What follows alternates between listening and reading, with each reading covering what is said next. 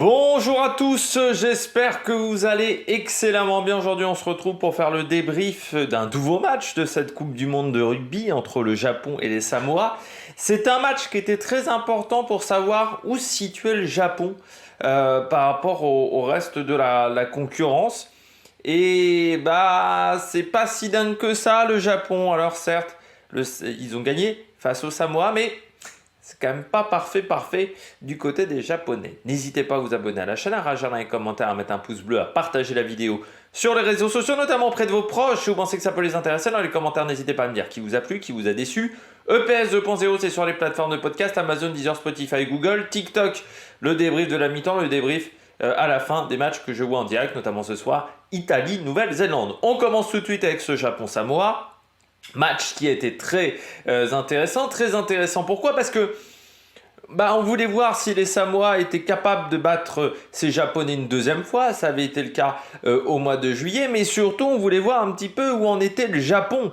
Parce que le match face au Chili, la deuxième mi-temps avait été compliqué. Le match face à l'Angleterre, eh bien, ça ne s'était pas très bien passé. Et c'est vrai que moi j'attendais vraiment de voir ce que ça pouvait donner face à des Samoa qui avaient eu un match compliqué face à l'Argentine, malgré le fait que l'Argentine n'avait pas fait un match parfait. Donc c'est un match que j'attendais énormément.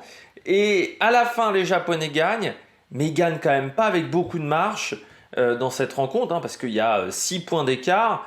Pas de bonus offensif au final pour les Japonais. Et surtout, j'ai trouvé que malgré le nombre d'erreurs qu'ont fait les Samoans, ils ont fait quand même pas mal d'erreurs, les Samoans. Je me disais, normalement, le Japon aurait dû avoir une marge face à cette équipe samoane. Sauf que dans plein de domaines, ils sont en difficulté, notamment au niveau du défi physique. Il y a un manque de puissance du côté de ces Japonais. Et face aux Samoans, ils ont vraiment souffert dans ce domaine-là. Et malgré le fait que les Samoans n'ont pas réalisé une excellente partie, au final, ils se retrouvent à coller ces Japonais, alors que le match des Samoans est loin d'être parfait. C'est une déception quand même du côté du Japon, parce que quand tu vois le contenu du match des Samoans, tu te dis normalement tu dois gagner avec plus de 6 points d'avance. Surtout, je rappelle que les Samoans, ils ont joué quand même à 14 contre 15 pendant une grande partie de la rencontre. Normalement, ça aurait dû être mieux que ça du côté de cette formation. Donc je trouve que ça a été compliqué. C'est pas encore totalement perdu du côté des Samoans, mais bon, on sent quand même que le Japon-Argentine, ça va être un huitième de finale. Par contre, savoir qui va passer entre le Japon et l'Argentine, c'est vraiment un match qui est très dur à pronostiquer, parce que d'un côté comme de l'autre, c'est pas parfait. Donc on va voir ce que ça va donner l'Argentine face au Chili. Je crois que c'est demain après-midi, ce match-là. Mais c'est vrai que pour le moment, d'un côté comme de l'autre, c'est loin d'être parfait. On commence tout de suite avec le débrief de ce Japon-Samoa, avec ce que j'ai aimé du côté du Japon. Ce que j'ai aimé, moi, c'est leur capacité à trouver des intervalles, leur capacité à mettre de la vitesse dans le jeu. C'est assez fort de la part des Japonais. Ils savent qu'ils n'ont pas la puissance physique. Offensivement, ils arrivent très bien à le gérer. Le fait de ne pas avoir cette puissance physique. Là, on a vu face aux Samoans, ils ont beaucoup joué sur la largeur. Ils ont fait cavaler ces Samoans. Et je pense il y a un moment en fin de première mi-temps, ça a fait extrêmement mal. Parce qu'ils arrivent tout de suite à mettre du rythme dans cette rencontre. Et ça, je trouve que c'est vraiment excellent ce qu'ils arrivent à produire, les Japonais, à trouver ces intervalles, à mettre de la vitesse, à faire au final assez peu d'en avant.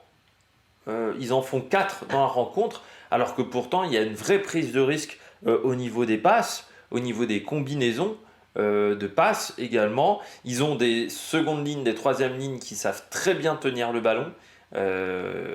Notamment Michael Leach, mais c'est pas le seul. Mais c'est vrai qu'ils ont une équipe derrière.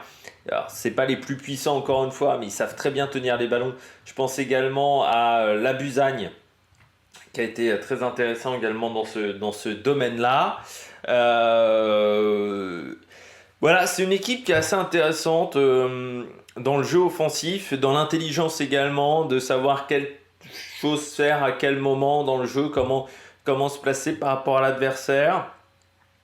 Il y a des joueurs très techniques aussi, hein, qui savent rafuter, qui savent faire vraiment du très bon rugby. Le problème, c'est vraiment un problème physique du côté des Japonais, c'est-à-dire que sur tous les impacts, ils se sont fait démolir par les Samoans.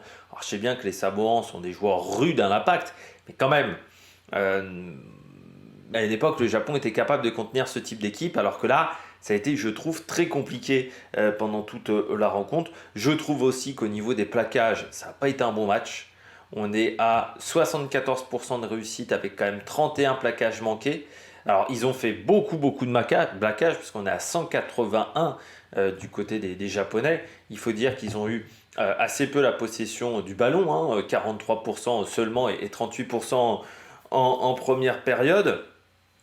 Mais vraiment, voilà, du côté des Japonais, le fait de ne pas être performant du côté du défi physique, bah, ça les met en difficulté. 9 sur 12 seulement en mêlée, 2 touches perdues, 2 mauls gagnés contre 3, seulement 58 rucks gagnés à 110 pour les Samoans, ce qui est un énorme score du côté des Samoans. Ce qui veut dire aussi que bah, ce défi physique-là, ces zones de ruck-là, comme ils n'ont pas la puissance, ça les met vraiment en difficulté. Alors certes, ils sont très bons quand ils mettent de la vitesse dans le jeu, mais quand ça va augmenter de niveau, ce problème de déficit physique, ils vont se le prendre en pleine gueule, vraiment. Donc c'est là-dessus où ils doivent travailler, les Japonais. C'est retrouver des joueurs qui ont de l'impact physique en défense, parce que là je trouve qu'en défense c'est ce qui a manqué. Ils ont vraiment subi à certains moments dans le match où ben, ils n'arrivaient pas à récupérer. Pardon, tir au toto. Ils n'arrivaient pas à récupérer le ballon, ils n'arrivaient pas à mettre vraiment leur jeu défensif en place, et je trouve qu'ils se sont fait transpercer un peu trop facilement à cause de ce déficit physique. Les Samoa, à un moment, ils font un essai en première mi-temps, l'essai de la première mi-temps. C'est un enchaînement de pick and go, sauf qu'à chaque fois qu'il y a un contact, ils gagnent 3 mètres, 4 mètres, 5 mètres. À chaque fois, ils gagnent des mètres, des mètres, des mètres, des mètres. Ils ont fait ça de 35 mètres du camp japonais quasiment sur la ligne. Ensuite, ils partent au large pour marquer l'essai. Mais ils ont fait le premier essai samoan, c'est un enchaînement de pick and go où les Japonais n'arrivent pas à vraiment arrêter l'hémorragie. Du côté des Samoans, organisation offensive qui est à revoir sur le jeu. Enfin, dès qu'ils essayent d'utiliser les ailiers, ça marche pas. Pas mal d'en avant quand même. Je crois qu'ils sont à 11 ou 12 en avant dans cette rencontre. Mais surtout, encore une fois, cette organisation, que ça soit offensivement ou défensivement, qui n'était pas là. Il y a vraiment des joueurs qui étaient perdus sur le terrain. Et défensivement, les Japonais, ils ont trouvé des intervalles, mais parce que ça ne coulisse pas très bien. Les actions défensives sont... En fait, ils veulent tellement faire des contre-rucks qu'à un moment, ils oublient de mettre un petit peu de mètre au large, quoi. Surtout face au Japon, il faut le faire. Il faut avoir une défense vraiment sur toute la largeur du terrain. Et ça a été le problème. Des soucis également sur la récupération du jeu au pied. Comme la Namibie, hein, c'est vraiment deux équipes qui ont un problème de ce côté-là. Ils ont perdu 2-3 ballons faciles où ils font soit des en avant, soit ils ratent complètement la récupération du ballon sur le jeu au pied adverse japonais. Donc ça les met vraiment en difficulté. La défense, c'est compliqué parce qu'on sent qu'il y a un manque de vitesse. Il y a des gros gabarits du côté des Samoans et à un moment, ça se ressent. Ça coulisse pas bien, ça laisse des trous et les Japonais ont su très bien en profiter en première mi-temps. De l'engagement mal maîtrisé. J'avais presque espoir après le match face au Chili de me dire oh les Samoans, bah déjà le jeu au pied c'est mieux. Tu vois, parce que Léa Lifano, il avait fait pas mal de transformations. Je me suis dit, oh, du côté des Samoans, on fait plus de plaquage haut, on a l'air de s'être calmé. Sur ce match-là, c'est vraiment à des moments, c'était une boucherie. Alors, du côté des Samoans, c'est un peu une tradition de faire des plaquages hauts, mais c'est vrai qu'il s'était un peu calmé quand même là depuis quelques temps. Et là, le rouge, il est justifié. Et surtout, ça les met vraiment en difficulté. On a l'impression parfois d'un manque de concentration de la part des Samoans. Ils savent le faire, de jouer sans faire des plaquages hauts, sans faire des actions, on va dire un petit peu bébêtes, d'un point de vue rugby international.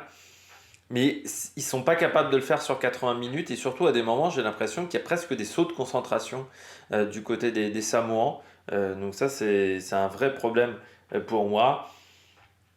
Alors, ils n'ont pas trouvé d'intervalle pendant tout le match. C'est-à-dire que ce qui les a fait gagner, enfin, ce qui leur a fait marquer 22 points, c'est la puissance de leurs joueurs. Mais vraiment, au niveau intervalle, ils n'arrivaient pas à prendre de vitesse la défense japonaise parce qu'il y a vraiment un déficit de vitesse dans cette équipe des Samoans. Trop d'en avant, l'engagement mal maîtrisé, pas mal de ballons perdus. Manque des occasions aussi. Il leur a fallu beaucoup de temps avant de marquer le premier essai. Et pourtant, ils ont des occasions en première mi-temps, mais ils n'arrivent pas à concrétiser. Ils n'arrivent pas à concrétiser, à prendre des points. Fait qu'ils se retrouvent à la mi-temps à être à 17-8. Pas forcément parce que les Japonais font un super match, mais aussi parce que les Samoans, bah, ils n'arrivent pas à planter quoi, l'essai quand il le faut. Il leur a fallu au moins deux trois passages dans les 22 mètres adverses pour marquer un essai. C'est trop. Voilà, il faut être beaucoup plus pragmatique et c'est ce qui fait la différence. Mais cette équipe du Japon n'est pas sensationnelle et elle est redescendue dans la hiérarchie. C'est une équipe qui va peut-être se qualifier en quart, mais ensuite ça risque d'être compliqué pour le quart de finale. Parce que s'ils tombent face au Pays de Galles, pour moi le Pays de Galles passera parce qu'ils n'arriveront pas à faire la différence. Voilà, je pense que le Pays de Galles a les armes pour aller gagner face au Japon, qui vraiment au niveau offensif pour moi est assez. C'est pas suffisant au niveau de puissance, et je pense que ça sera l'équipe des quarts de finale qui sera la plus faible, le Japon, lors de cette Coupe du Monde. On passe au joueur du match. Du côté du Japon, moi j'ai mis en flop Matsuda. Euh, assez. Alors certes, il marque beaucoup de points au pied, Matsuda. Oui, il marque des points au pied, ça c'est important. Mais je trouve que dans le jeu, il est assez transparent. Il touche assez peu de ballons au final. Et il n'a pas un impact dans le jeu qui est énorme. Alors oui, il marque des points. Ok, il marque 13 points sur la rencontre, c'est bien. Mais j'aimerais qu'il soit un peu plus performant dans le jeu, un peu plus actif dans le jeu. Et je trouve pas. Je trouve qu'il y a d'autres joueurs qu'on voit beaucoup plus. On voit beaucoup plus Dylan Riley. On voit Matsushima beaucoup plus que lui, je trouve, ce qui est un petit peu problématique. En plus, j'ai mis Michael Leach. Alors déjà, j'adore ce joueur, mais pour moi, c'est vraiment le fer de lance de ce Japon. C'est l'un des rares joueurs qui se fait quand même pas bouffer physiquement par l'adversaire dans le pack de 8. Et je trouve que c'est vraiment le. Alors, ce qui est surprenant, c'est qu'il n'est pas capitaine, mais pour moi, c'est vraiment le maître de cette équipe. Le fer de lance, la coqueluche, tout ce que vous voulez. Et réussir à faire ce niveau-là de rugby à son âge, l'essai qu'il marque, vraiment, c'est un très très bel essai et je trouve que c'est vraiment du très bon boulot. Et puis du côté des Samoans, en plus, j'ai mis l'âme, je trouve qu'il fait un bon match, il marque le premier essai, il fait vraiment un bon travail au niveau de l'impact physique. Face à Shotaori, ça a été très compliqué à gérer pour son adversaire, on va dire, direct. Et je trouve qu'en plus, c'est pas le moins adroit avec un ballon du côté des Samoans. Donc ça, c'est vraiment très bien. Et puis Thomas Téné, complètement perdu. Quand je parlais d'organisation offensive, il savait pas où se situer sur le terrain. Par rapport aux deux premiers matchs, là, il était complètement perdu. Tu avais l'impression qu'il était jamais au bon endroit. Son carton jaune est d'une bêtise sans nom. Le plaquage sans ballon, le jeu complètement déloyal. C'est un peu stupide. En plus, c'est double peine parce qu'ils se prennent un essai et lui, il se prend jaune 10 minutes. Et il était complètement perdu dans la rencontre.